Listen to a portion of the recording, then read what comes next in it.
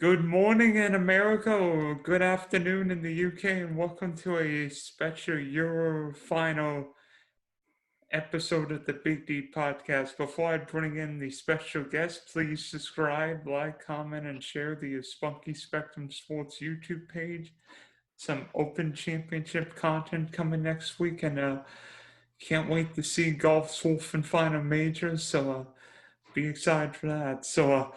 One event that has gotten fans not just in Europe but all around the world is the UEFA Euro 2020, and this Sunday is the culmination of 51 matches in the craziest month of football we've seen in a long time. And joining me for discussion is my friend Charlie Mullan. Charlie, have you ever seen a crazier month of football than we've witnessed?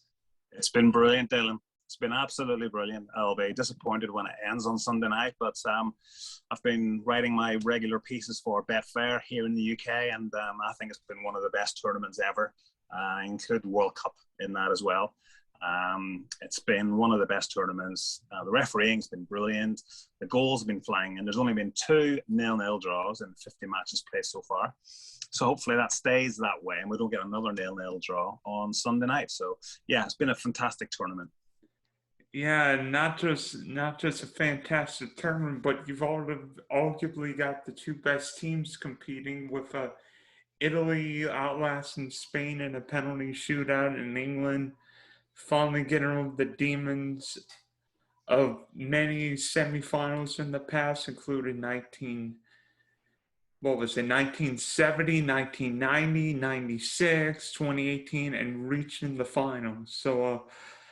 First, thinking back to the semis, what did you think of both semis, starting with the Spain-Italy game? Yeah, I thought that was a great game. I thought Spain should easily have won the match with the chances they created, but the last time you and I spoke on the podcast, we were saying how guilty Spain were of creating chances but not taking them. Alvaro Morata, for one. Well, actually, all the forwards have been missing chances that they would score in their sleep. So they got what they deserved. I don't think they deserved to go any further than they did. I thought they were lucky to go as far as they did, even though they are still leading the tournament in goals scored with 13, which turns out to be the unlucky number for them because they're now out of it. But I thought Italy, they did well. One thing that I did notice about Italy, and I think England will have to. The one thing I noticed about Italy and how they beat Spain was Spain were always going to pass their way through the Italians. And when Spain got the ball, you physically saw all the Italians basically put a wall of 10 players in front of the person with the ball to protect Chiellini and Bonucci, because we know they're old. We know they don't have any pace. We know that the best way to beat them is by keeping the ball on the ground. And that might be something England will try to do. But again, Italy will deploy that tactic of dropping every forward and midfielder back to help out Chiellini, shut the channels down. And the worst thing England could do is to pump high balls into England's penalty area, where, as I said, Chiellini and Bonucci will just head them away for fun for the whole game. So I thought that was a really good game. And the England-Denmark game, that was good because England hadn't conceded a goal throughout the tournament. So there was always a question of how will they respond if they do concede a goal. And what a free kick, the first and only free kick to be scored in this European Championships. That's a remarkable statistic considering the free kick takers on show throughout the summer. England responded well. They were fortuitous with the equaliser. However, Raheem Sterling would have tucked that ball in if it hadn't been an own goal. And a little bit of luck with the penalty that Harry Kane missed, but then followed up with the rebound. So I think overall, the best two teams are through to the final. Defensively, we know that England have only conceded one goal. Italy have conceded 3. So they are the 2 best teams in the competition in terms of defensive records. As you Americans like to say, defenses win championships.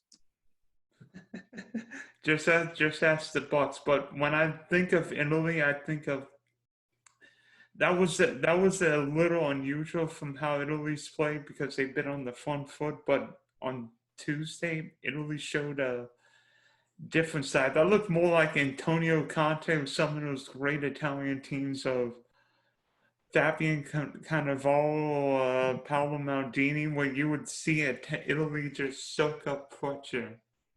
And Franco Baresi going back a little further. And play on the counter a little bit. And then with England, there were questions about how England would handle going behind. Well, they handled it like a winner. I mean, Sterling, the own goal. Be honest, Sterling would have scored anyway. I mean, it's just a poetic justice with how many own goals we've seen. But and then in extra time, I think bringing on Jordan Henderson and Phil Foden ended up being a huge difference in the game because England just found another gear. And Harry Kane, yeah, he missed the penalty, but he got the rebound, and England won't care about missing penalties. They just care about the final. Exactly. And the thing about Henderson coming on, Jack Grealish obviously was taken off, even though he did come on as a replacement. He only played 35 minutes, I think. But you could see what Gareth Southgate was doing. When they got the goal lead to go 2-1 up, he realised we don't have to chase for a third goal. We'll just keep what we have, bring Jordan Henderson, shore things up in midfield, and hold on to what they've got. Denmark, as we've spoken before on Twitter, they had nothing left to give, which is a shame because they've had a tremendous tournament, but their fairy tale had to end some stage, and unfortunately, it was against England at Wembley, the home of football. Yeah, so in a way, this tournament for Denmark was a bigger success than anyone could have hoped for. I mean, the tragedy with Christian Eriksen, the first game, and then coming back, and unfortunately, the semifinal didn't go Denmark's way, but they've got nothing to be ashamed of. Great tournament. Yep, absolutely. Tremendous tournament. And with the World Cup next year, it'll be interesting to see how Denmark move on from this. Certainly a good platform to build on. Yeah, maybe they could be like what Portugal was, just getting better, and then hopefully maybe making another deep run in next December. Yeah, I will tell you now that the winner of the World Cup next year will be from South America. You heard it here first. Because of the heat, no European team will be able to cope with the heat in Qatar at that time of year. So I would expect the winner to be from South America. So Brazil or Argentina would be my money. I know. Hey, Germany did pretty well in Rio 7 years ago. Yeah, but I think this is going to be a step warmer than that. So we shall find out in 18 months' time? Yeah, 17 months. So speaking of the final, when I think of the final, I think of two teams that have taken different routes. I mean, Italy's been a powerhouse for many of years. I can remember those great Italy teams winning World Cups, even the 16 winning World Cup. But lately, the Italians have been bad. You and I both remember Italy missing the 2018 World Cup. I mean, that playoff against Sweden might have been the worst 2 games I've ever seen Italy play in my life. I mean, yeah, it looked awful in those games. Yeah, it's great to have Italy back, not just for the brand of football and the whole charisma that they bring, but also the passion when they sing that national anthem is just a sight to behold. If every country sang their national anthems as proudly and as passionately as the Italians, then you can't ask for any more than that because they just love playing for the shirt. And I think that's one of the stories that's coming out of the Italian camp at the minute.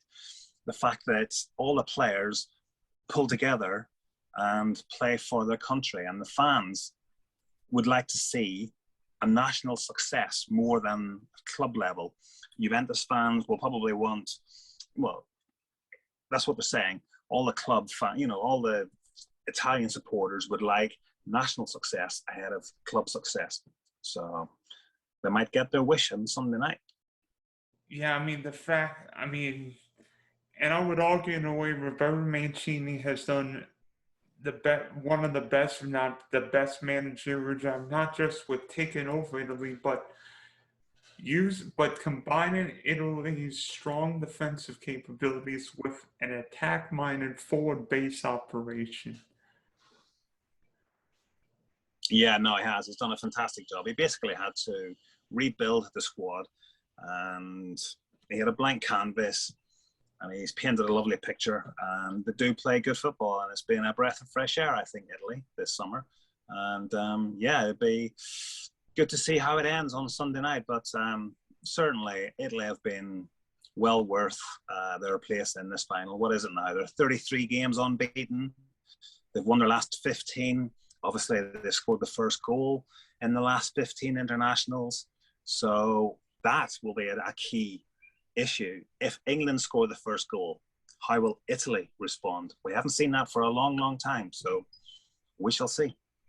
Speaking of England, you being in that country, you can really you may be from Northern Ireland, but you understand how how many times England's been close, whether at a World Cup or Euros, and finally breaking through. What's different about this England team compared to all the other teams since 1966? That's easy. Gareth Southgate. That's it. He has basically been through all this. He missed the penalty famously in 1996 in the semi-final against Germany at Wembley. 25 years later, he got through to the semi-final. He banished his demons that he had from that night. He's now gone one step further. He's now in the final. He has molded this squad to what he thinks is the right way of doing it. He has spent a lot of time researching how the Italians and the Spanish and the Germans have won their tournaments in the past. And he has now sort of put all that together to form his squad, which he thinks will be good enough to win this tournament. Defensively, rock solid, no problems there. There's strength and depth. If Harry Maguire was injured, which he was for the first two games, Tyrone Mings came in, done a fantastic job. You've got some fantastic fullbacks on show. Ben Chilwell, we haven't seen anything of him in the tournament, which will disappoint you, obviously. Midfield and in attack, you have so many options. We haven't seen much of Phil Foden. I know he came on for the last few minutes the other night. Jack Grealish has played bit-part roles. Marcus Rashford, we haven't seen much of him. We haven't seen anything of Dominic Calvert-Lewin. Those players can turn a game if they get the chance. So he's built a very good squad, and there's players that he left behind that could easily have made it here. He's a good man manager, and he is certainly getting the best out of his players. Yeah, when I think of England, I think not just of one or two guys, but the whole squad. Because to me, when I watched England finish on Wednesday, they finished so high. Harry Kane was still running deep in game. Kyle Walker was running in the 115th minute like he did in the 5th minute. Yeah. Yeah, no, he has. The whole squad have exceeded. Well, no, the whole squad have pulled together, and they deserve to be where they are. They're all playing for each other. There's no star players, as you said. In the past, pardon me, you had the likes of Wayne Rooney up front, or you had the conundrum between Steven Gerrard and Frank Lampard, two great players that supposedly couldn't play together.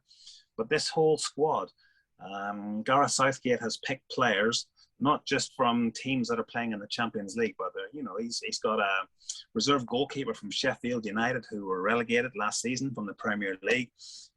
Calvin Phillips, Leeds midfielder, middle of the table. Who else is there? There's loads of players. Saka, teenager from Old. Exactly. Arsenal didn't have a great season last year, so you could have been forgiven for not seeing any Arsenal players there. Connor Cody, Wolves, terrible season last year as a club, but he's there. So it doesn't matter who you play for. I think managers in the past were kind of biased towards picking players from Chelsea, Man City, Man United, Liverpool, the teams that were doing well.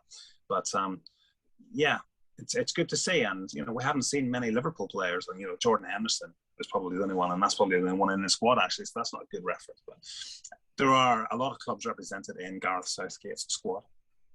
And don't forget Jordan Pickford coming off a down year with Everton, but he's been great for England. He has. He's been really good. And I didn't know if you know this, Dylan, but England are looking to make some history in this tournament by becoming the first team to win the European Championships without conceding a goal from open play. Ooh. They've only conceded one, and that was the direct free kick. So no team has gone without. Spain conceded one goal in 2012, but that was from open play. So England, little bit of history waiting for them if they can rise to the challenge. So if you look at these lineups man for man, position by position, what areas do you think will be the key? Starting with the goalkeeper, who do you think? Right, I would give the advantage to Italy here. I think Gianluigi Donnarumma, fantastic name, 6'4". I'm sure he's taller than that, but he's officially listed as 6'4". I don't know what that is in meters. I apologize, Dylan, for your American viewers. But I think he has a little bit more composure than Jordan Pickford. I've noticed in the last couple of games, Jordan Pickford has had a few rushes of blood to the head.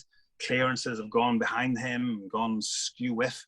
So I think Jordan Henderson, each game as it goes on and on and on, closer to the final, he has shown glimpses, only small glimpses, that his concentration levels aren't what they should be.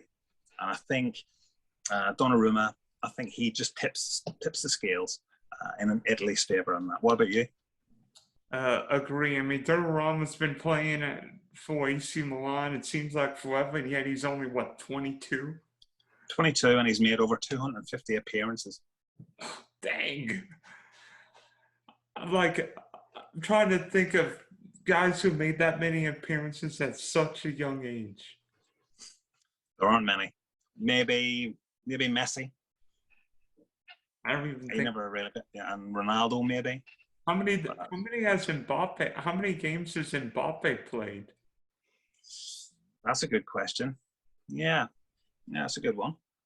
Yeah. So, in defense, who do you think has got an edge? I mean, Italy's got to be a little different without the great left back or left wing back, whatever attacker. Yes, Benasola. Benasola, one of the stars of this tournament. Yeah, absolutely. I would tip the scales England's way on this one.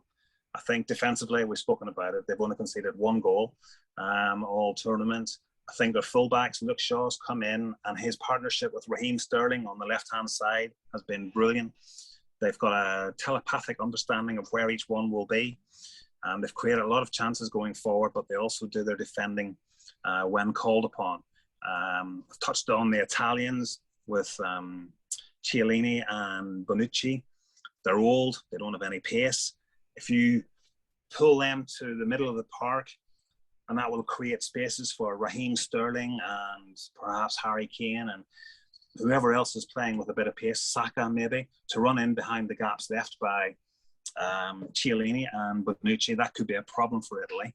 But, as I said, in the semi-final, Italy's midfielders and forwards physically dropped back. You could see it visually to help those guys out, which takes away from the attacking sense from Italy. because they've got a lot of running to do. They've got to preserve their energy. They can't switch from defence to attack that quickly. So what you lose in attacking, you gain in a defensive fortitude. But I would say England edge it defensively. Yeah, especially with the fullbacks. I mean, Kyle Walker played his best game of the tournament on Wednesday, and England wouldn't be here without Luke Shaw. And No. X factor in this game, if England could get a set piece, Harry Maguire's head might be an X factor. Yep, and also Luke Shaw needs one more assist to equal Steven Zubar's 4 assists in the tournament so far. So there's plenty for Luke Shaw to play for, and he has had 3 assists so far this summer. So yeah, I expect him to have another good game on Sunday night. Midfield, and we know games often decided in midfield. Who's got the edge? Again, I would tip the balance England's way on this one. I think Declan Rice has improved so much over the last season, 2 seasons for West Ham, and it was noticeable against Denmark. No, maybe not Denmark. The game before that, Ukraine it was. That's right, when England won 4-0. The first player that Gareth Southgate took off to give a bit of rest to for the next game was Declan Rice, which shows how highly Gareth Southgate rates Declan Rice. Also in midfield, I mean, you could have any of the England players that have performed so far. They've done tremendously well. Mason Mount missed a couple of games because of COVID. He's now back in. He just offers a little bit more in midfield compared to what the Italians have in midfield. I'm not taking anything away from Italy's midfield, but I just think that England have more options, more dimensions to how they play. That's why I'm giving England the advantage with the midfielders. Might it also be that England's midfield's pacier, because if Southgate goes with the same 3 midfielders with Rice, Phillips, and Mount, that England's midfield might have more pace, while Italy's midfield might be able to pass the ball a little bit better? Yeah. Just going back to the defenders, I worked out Chiellini and Bonucci are combined age of 70, and they'll be up against Raheem Sterling and Harry Kane, combined age 53. So, and yeah, that might make a difference. If this game goes to extra time, that might make a difference. But going back to the midfield, yeah, I would say England have more options, and yeah, I'd expect them to have more of an impact than the Italians. I'm glad you mentioned Harry Kane and Raheem Sterling. So who's got the advantage in attack? England. You can rely on Harry Kane. I know you didn't see him scoring many goals in the first 2-3 matches of this tournament, and there was a big outroar in this country about him, whether he should be starting or should he be dropped, whatever. But he came good, and I think I said to you the last time we did one of these that don't worry about Harry Kane, he will come good. He's got 4 goals. Sterling has 3. Okay, he should have had 4 had it not been for the own goal the other night. But you can rely on those 2 players to score goals for you. Looking at the Italians up front, you've got Ciro Immobile. He's got 2 goals. Well, talking of 2 goals, Italy have 5 players on 2 goals. Immobile, Insigne, Locatelli, Pessina, and Chiesa. So while they spread the goals around, I would rather have 1, maybe 2 players who will guarantee you goals as best as possible. And I think with Sterling and Harry Kane, you can depend on them more than you could the Italians. However, the Italians have looked dangerous. They've had more attempts, I think it is. I made a note of this. They've had 80 attempts.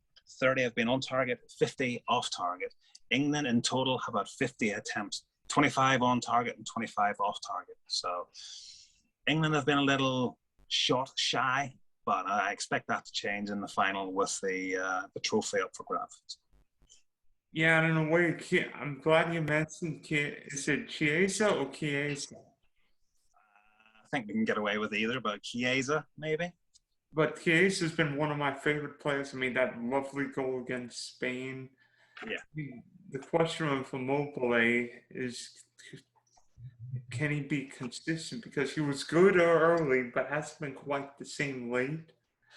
And we know what Insigne could do. Scored a lovely goal against Belgium, I think it was, in the quarterfinal.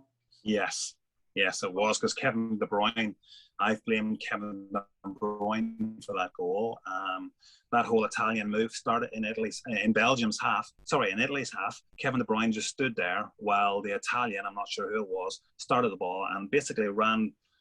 Kevin De Bruyne was just stood there, and the Italian just ran around him, and De Bruyne made no effort whatsoever to stop that move from developing the way it did. So I blame Kevin De Bruyne for that. But the strike was fantastic. Immobile, I was impressed with him in the first game when he scored a couple of goals, I think it was. But since then, and I didn't think Insigne was a good player, but the more that the tournament has developed, my mind is now saying that Insigne is more of a threat than Immobile. But they're both good. They're both good forwards. They will be shooting at all opportunities. Yeah, so do you think fatigue will be an issue for either of these sides, because they both played extra time? Of course, Italy got an extra day before the final. Yeah, you don't know if that's going to make a difference, having an extra day to prepare. Possibly it will, but Dylan, let's not kid ourselves. These players are well pampered. It's not as if they're sort of traveling to games on, economy flights or anything like that. They've got everything they need. So I wouldn't make too much of the fact that they've played extra time and this, that, and the other. They'll have had ice baths straight after the game, easy sessions the next day just to keep the levels up. So, yeah, of course, fatigue will play a part because it's a final. The weather here in the UK at the minute is very warm. I'm not sure what the temperature will be on Sunday evening, but the more the game goes on, obviously players will tire, and players coming off the bench will have a big impact in this game. And I think both teams have a lot of options from the bench. You look at Locatelli, he looked like a real class player against Switzerland, the 2 goals that he scored, but he hasn't started since. So he's got that. Italy have got him to come off the bench. Fatigue, if it goes to extra time, obviously fatigue will. Pardon me. And another thing, if it does go to extra time, we saw it the other night with England against Denmark. No team will sort of risk losing the game in extra time. So you might not see many chances created. Set piece maybe could create a goal, but no team will want to risk losing the final when they've got the opportunity of taking the game to extra time by being more defensive and not risk pushing players forward. And obviously extra time is draining. Wembley is a energy zapping stadium, so they say. So fatigue might play a part the more the game goes on. That's why you've got 10, maybe 12 subs to use. Well, yeah, exactly. Yeah, what is it? 6 from each team. 5 in normal time, and then 1 extra in extra time. Yeah, and I'll use them all if I need to. Exactly. So from an odds standpoint, what are your favorite props and odds that you're looking forward to maybe betting in the final? Well, the stats that I keep for major tournaments has produced this little gem for you. Each squad has 26 players, apart from Spain, who resisted the temptation to bring 26 players out. Every player wearing number 2, 3, 4, 5, 6, etc. on the back of his shirt has scored, with the exception of number 3. That is the only number hasn't scored in this tournament. So that's down to Chiellini and Luke Shaw. So you can get very good odds, I'm sure, for both of them. Chiellini will be out from corners and set pieces. So that's not beyond the realms of possibility. And let's not forget, he thought he had scored the first goal of the tournament against Turkey, but it was ruled out for handball after a VAR check. So Chiellini, anytime goal scorer, might be worth looking at. We spoke about Luke Shaw getting forward, creating chances. If the ball rebounds to him on the edge of the box or inside the box, he'll have a go. He's in a good position, so him scoring a goal might not be beyond the realms of possibility either. So there's 2 outlandish bets for you. A draw at half-time could be a good-looking bet as well, considering the fact that I think Italy have been drawing at half-time in 3 of their matches, while England have been level at half-time in 4 of their matches. So might take a bit of time, might take the whole of the first half just for both teams to settle in and get rid of the nerves and not be too gung-ho. Just settle into the game nice and steady. So it could be a slow-burning game. But hopefully we will see more goals in the second half. What else? I've got some first half numbers here. According to the DraftKings sportsbook, Italy's plus 270, England's plus 240, and a draw is minus 112. Mm-hmm. Yeah. So I think that reflects it quite well. Another bet to consider as well, the last 4 finals of the European Championships, Dylan, have been 1-0. Basically, that means... Wait a minute. Well, you're forgetting the one 9 years ago. No. Not 1-0. The actual game has been won without the other team scoring. In this country, we say win to nil. So you're holding the opposition to nil. Now, I know 9 years ago it was 4-0 to Spain, but another way of saying it would be both teams to score has not happened in the last 4 finals. Okay. That's not a good way of saying it. So if this final, this could be another final where it could be 1-2. I better be careful with the way I say this. Could be won by one team scoring and another team not.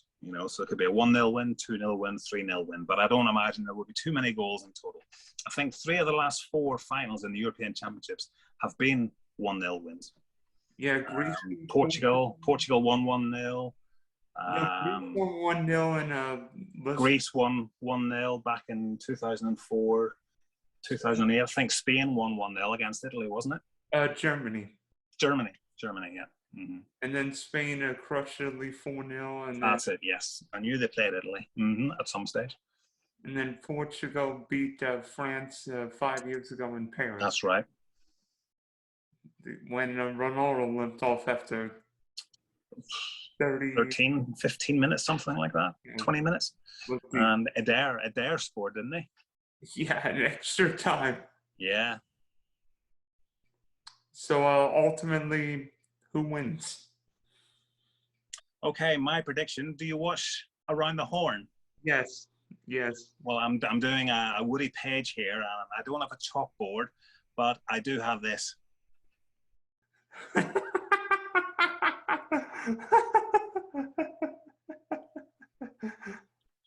So that's my prediction.